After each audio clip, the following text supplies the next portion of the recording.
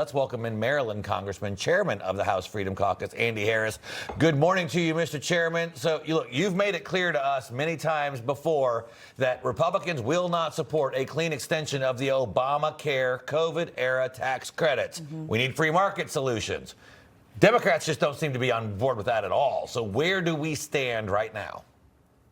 Well, this week, the Republicans actually passed a bill through the House that actually would reduce premiums, not increase subsidies, but reduce premiums by 11% and save the government over $30 billion a year. The bottom line is that these kind of changes we need, not Band-Aid subsidy patches, the Biden bonuses. We don't need to continue them for the Obamacare, the broken Obamacare system, I should say. So we took the first steps. We're going to take more steps in January when we come back. What do you make of recently the 4 House Republicans who broke, obviously, with GOP leadership, joining Democrats to force that floor vote on extending Obamacare subsidies? We're showing their images right now. I want to say that they do come from very purple districts. I know that you hear a lot from the legacy media saying, oh, this is infighting within the party.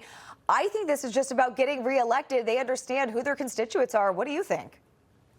That's absolutely right. They're trying to represent their districts. Look, I disagree with the methods they're using. They should work with us because we have offered some legitimate policies to address their concerns. They take a different path, but again, they've been elected by their people. They represent their districts. I just disagree with the tactics that they're using. Right. Okay. So, Mr. Chairman, some Democrats have tried to make the case that so-called gender-affirming care is health care. Earlier this week, Health Secretary RFK Jr. made it clear that this administration will protect children from chemical and surgical mutilation. Do you think any legislative action needs to follow up on this, or do you think just these regulations that HHS is putting into place will be enough to protect kids? Well, it's certainly a good start. The House, again, this week passed 2 pieces of legislation to protect these children.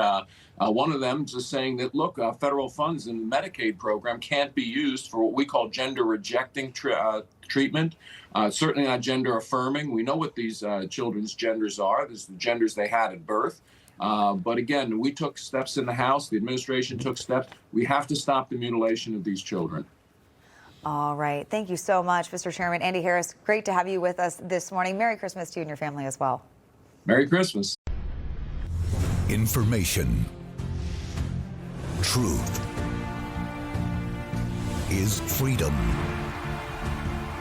Is Newsmax. It's real news for real people.